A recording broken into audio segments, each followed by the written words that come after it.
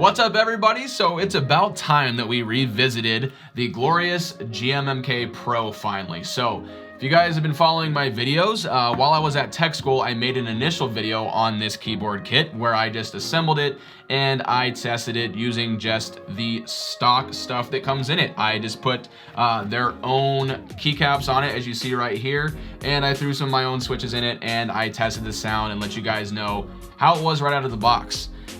Needless to say, I wasn't impressed. I know some of you guys are the same way. You know, you're very picky about your keyboards. I am too. And love it or hate it, this is still a really awesome 75% keyboard kit. And I think with just a couple of tweaks, this thing can be really amazing. And for me, it's something that still sits on my desk right now. So in today's video, what I'm gonna do is show you 3 little steps to take this thing to the next level and make it sound so much better. So stick around. Are you tired of that annoying Windows activation watermark on your desktop? VIP URCD Key has you covered with fully licensed codes to activate your favorite games and software. Purchasing your key is super easy. All you have to do is click on the item that you want, click buy to add it to your cart. Once in your cart, you can now enter my promo code RAV20. After adding the promo code, you'll see your savings pop up, and you can then purchase your product with your chosen payment method. You'll now have a fully licensed version of Windows 10 with no watermark. Check the links in the description to start saving now. Okay, first things first. Yeah, some of you are probably like, why the heck were you holding a hammer in the thumbnail, Ricky? I don't know. It was the first thing I could find. We're trying to fix this keyboard, so you fix things with a hammer?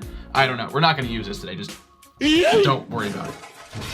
Getting back on track here, let's get started with our first step. And now this one is the most obvious step based on our last video, and this involves changing the stabilizers out. So to put it bluntly, the glorious GOAT stabilizers are far from what their name would suggest. So I decided to grab some Durock V2 stabilizers from the PrevailKeyco.com in the smoky colorway. These screw-in stabilizers are one of the industry standard sets for a solid replacement to those stock sets that always rattle in keyboards that you buy. And Gatoron also makes a set that is very similar to this, but the Durock set was a little bit cheaper, so I decided to grab that one. Now this step doesn't just end here with simply replacing the stock GOAT whatever stabs with these new ones. The new Durock stabs actually need a little bit of love from me to perform as they should in this board. I'm going to show you how I do that. So the first thing I did was go ahead and lube up the main stab housings with a thin layer of Krytox 205 grade 0 to smoothen out the main keystroke. Second, I dipped these gold stabilizer wires that come with this kit in some dielectric grease just a bit past the bendy part, so that when we insert the wire back into the main housing, it lubes the inside and the outside areas that the wire moves around when a key is pressed.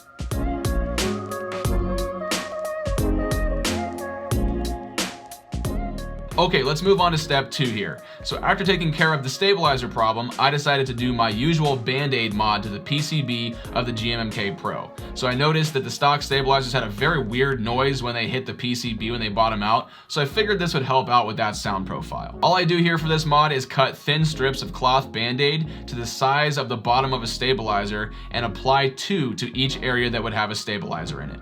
Then I simply apply a little bit of Krytox 205 grade 0 to the top of the Band-Aid to further smoothen the surface. And with the Band-Aid mod done, you can now put in your new screw-in stabilizers from Durock back in the PCB. And one thing I did notice about this, you guys, was these stabilizers from Durock fit quite a bit more snug than the stock ones did. I'm okay with this because they won't rattle anymore, but keep in mind these will take a lot more force to get back in the PCB. And if you try to do it and you simply can't do it, just give it a lot more force. I promise you, they work. All right, now the third and final step to get your glorious GMMK Pro sounding better is something that has to do with the stock dampening that comes with the board. Now typically this board has been reviewed as sounding super dead, and that is because, to Glorious's credit, they did do a great job of actually putting a bunch of dampening material in this aluminum case that it sits in. The only problem with this is that you end up losing any actual sound signature from your chosen switches or your keycaps that you put in it, and it just ends up sounding really muffled. So a way I found to help this is to actually take out the layer of dampening foam that they put in the bottom of the board, and we're going to be replacing it with blue painter's tape. Yeah, I'm serious, blue painter's tape. So I did a bit of research on this, and I've seen a bunch of people doing this mod on various metal case keyboards, and it actually helps dampen it without completely making it sound dead. So all I did here was apply a couple of thin layers of tape to the bottom of the board to provide a bit of dampening, but again, not fully deaden. Now this last thing could be considered another mod, but I'm just going to say that this is something that I personally chose to do because you don't have to do it. I chose to take out the C3 equals Kiwi switches I used in the last video, and I chose to use a new linear switch from Prevail Kiko. So they sent me a set of their Texi Diamond linear switches that have an Whippy stem and an Whippy top housing and a polycarbonate bottom housing, and then use a two-stage 22mm long spring, and they have an actuation force of 55 grams and a bottom out of 63.5 grams. So I installed these and I didn't even end up lubing them for this video because I thought they sounded great in their stock form. But yeah, I know they would sound better if you lubed them. They'd probably be a lot more smooth. And I admit they're a little bit scratchy, but I was just being lazy here. So honestly, that's it, you guys. 3 easy steps and your glorious GMMK Pro will no longer be the dead, rattly, messy state that they shipped it to you in.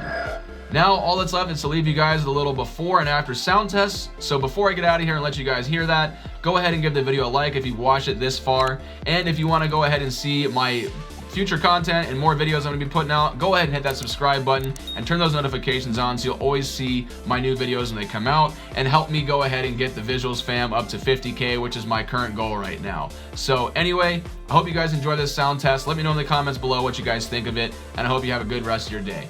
Catch you in the next video.